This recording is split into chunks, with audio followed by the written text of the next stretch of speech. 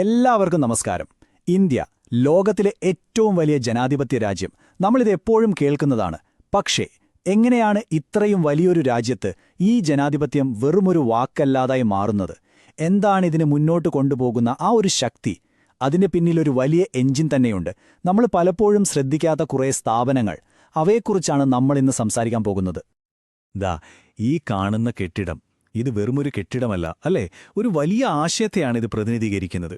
പക്ഷെ ശരിക്കും പറഞ്ഞാൽ 140 കോടി ജനങ്ങൾക്ക് ജനാധിപത്യം എന്ന വാഗ്ദാനം എങ്ങനെയാണ് ഓരോ ദിവസവും പ്രവർത്തിക്കുന്നത്?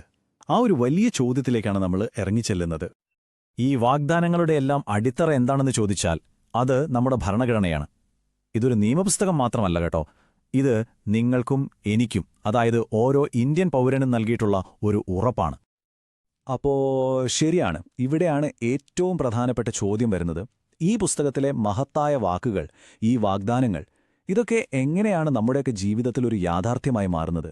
അതിന് പിന്നിലെ ആ ഒരു മെഷീനറി, അതിനെയാണ് നമ്മൾ മനസ്സിലാക്കാൻ ശ്രമിക്കുന്നത്. അതിനുള്ള ഉത്തരം ഇതാണ്. നമ്മുടെ ജനാധിപത്യത്തിന് ഒരു ഓപ്പറേറ്റിംഗ് സിസ്റ്റം ഉണ്ടെന്ന് സങ്കൽപ്പിക്കുക, കമ്പ്യൂട്ടറിലൊക്കെയുള്ള പോലെ. ആ ഓപ്പറേറ്റിംഗ് സിസ്റ്റം എന്ന് പറയുന്നത് സ്വതന്ത്രമായി പ്രവർത്തിക്കുന്ന ഒരുപാട് സ്ഥാപനങ്ങൾ ചേർന്ന ഒരു വലിയ നെറ്റ്വർക്കാണ്. ഓക്കെ, അപ്പോ ഈ സ്ഥാപനങ്ങളെ നമുക്ക് പ്രധാനമായും രണ്ടായിട്ട് തിരിക്കാം. എന്തിന്റെ അടിസ്ഥാനത്തിലാണെന്നോ? അവയ്ക്ക് അധികാരം എവിടെ നിന്ന് കിട്ടുന്നു എന്നതിനെ അടിസ്ഥാനമാക്കി. ചിലതിന് പവർ കിട്ടുന്നത് നമ്മുടെ ഭരണഘടനയിൽ നിന്ന് നേരിട്ടാണ്. അവയെ നമ്മൾ ഭരണഘടനാ സ്ഥാപനങ്ങൾ എന്ന് വിളിക്കും. മറ്റു ചിലത് പാർലമെന്റ് പാസാക്കുന്ന നിയമങ്ങൾ വഴി ഉണ്ടാക്കിയെടുക്കുന്നതാണ്. ഈ ഒരു വ്യത്യാസമുണ്ടല്ലോ, ഇത് വളരെ പ്രധാനപ്പെട്ടതാണ്. കാരണം ഒരു സ്ഥാപനത്തിന്റെ അധികാരവും സ്വാതന്ത്ര്യവും ഒക്കെ നിർണ്ണയിക്കുന്നത് ഈ ഉറവിടമാണ്. അപ്പോ ഈ ഭരണഘടനാ സ്ഥാപനങ്ങളിൽ തന്നെ ഏറ്റവും പ്രധാനപ്പെട്ട ഒന്നിലേക്ക് നമുക്കൊന്ന് നോക്കാം. നമ്മുടെ എല്ലാം അഭിപ്രായം, അതായത് ജനഹിതം, കൃത്യമായി രേഖപ്പെടുത്തപ്പെടുന്നു എന്ന് ഉറപ്പുവരുത്തുന്ന ഒരു സ്ഥാപനം.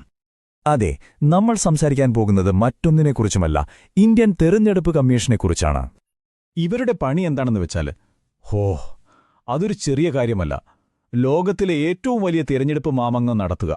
രാജ്യത്തെ എല്ലായിടത്തും തിരഞ്ഞെടുപ്പുകൾ ഒരു പ്രശ്നവുമില്ലാതെ നീതിയുക്തമായി നടത്തുകയെന്ന വലിയ ഉത്തരവാദിത്തമാണ് ഈ സ്വതന്ത്ര സ്ഥാപനത്തിനുള്ളത്.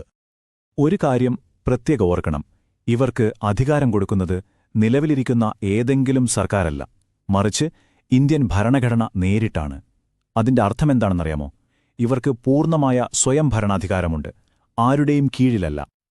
ഇതിന്റെ ഘടന തന്നെ രൂപകൽപ്പന ചെയ്തിരിക്കുന്നത് പൂർണ്ണമായ സ്വാതന്ത്ര്യം ഉറപ്പാക്കാനാണ്. ഒരു മുഖ്യ തെരഞ്ഞെടുപ്പ് കമ്മീഷണറും 2 കമ്മീഷണർമാരും. ഇവരെ അങ്ങനെയൊന്നും മാറ്റാൻ പറ്റില്ല. പ്രത്യേകിച്ച് മുഖ്യ കമ്മീഷണറെ പുറത്താക്കണമെങ്കിൽ ഒരു സുപ്രീം കോടതി ജഡ്ജിയെ പുറത്താക്കുന്ന അതേപോലത്തെ ഇംപീച്ച്മെന്റ് നടപടികൾ വേണം. ചുരുക്കി പറഞ്ഞാൽ രാഷ്ട്രീയ സമ്മർദ്ദങ്ങളിൽ നിന്നൊക്കെ സംരക്ഷിക്കാൻ ഒരു ഒന്നൊന്നര കവചം തന്നെയുണ്ട്.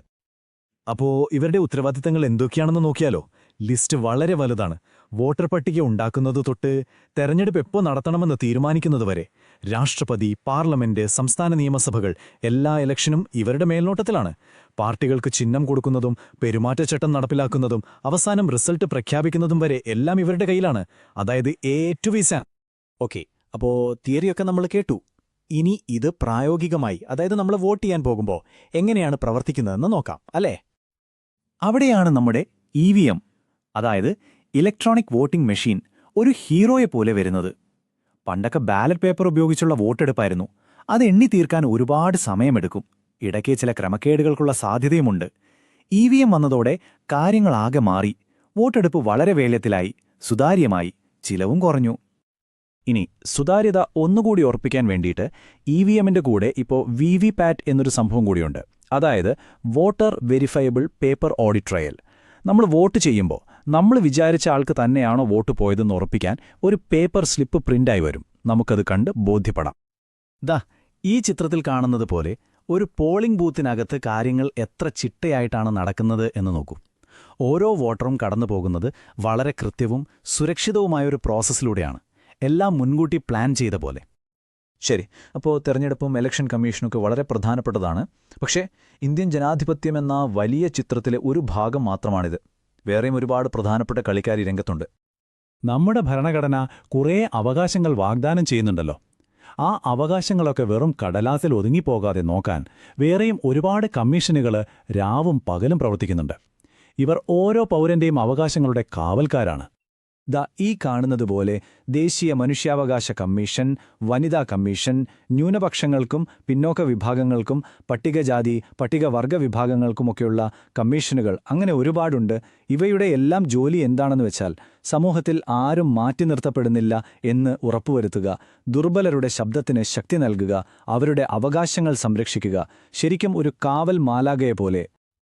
അപ്പോൾ നമ്മൾ മനസ്സിലാക്കേണ്ട പ്രധാനപ്പെട്ട കാര്യം ഇതാണ്. ജനാധിപത്യമെന്ന് പറയുന്നത് 5 വർഷം കൂടുമ്പോൾ പോയി വോട്ട് ചെയ്യുന്നത് മാത്രമല്ല, അത് ഓരോ പൗരനും നീതിയും അന്തസ്സും ഉറപ്പാക്കുന്ന ഒരു നിരന്തര പ്രക്രിയയാണ്. ഈ സ്ഥാപനങ്ങളെല്ലാം ഒരുമിച്ച് പ്രവർത്തിക്കുമ്പോഴാണ് അത് സാധ്യമാകുന്നത്. അപ്പോൾ നമ്മളിന്ന് കണ്ട ഈ സ്ഥാപനങ്ങളുടെയെല്ലാം ഏറ്റവും വലിയ ശക്തി എന്താണ്? അവയുടെ സ്വാതന്ത്ര്യമാണ്. അവയെല്ലാം സ്വതന്ത്രമായി പ്രവർത്തിക്കാൻ വേണ്ടിയാണ് രൂപകൽപ്പന ചെയ്തിരിക്കുന്നത്. അപ്പോൾ അവസാനമായൊരു ചോദ്യം: നമ്മുടെ ജനാധിപത്യത്തിന്റെ ഭാവിക്ക് ഈ സ്ഥാപനങ്ങളുടെ സ്വാതന്ത്ര്യം എത്രത്തോളം പ്രാധാന്യമാണ്? ഈയൊരു ചോദ്യം നിങ്ങൾക്കായി വിട്ടുകൊണ്ട് ഇന്നത്തെ ഈ വിശകലനം നമുക്കിവിടെ നിർത്താം. നന്ദി.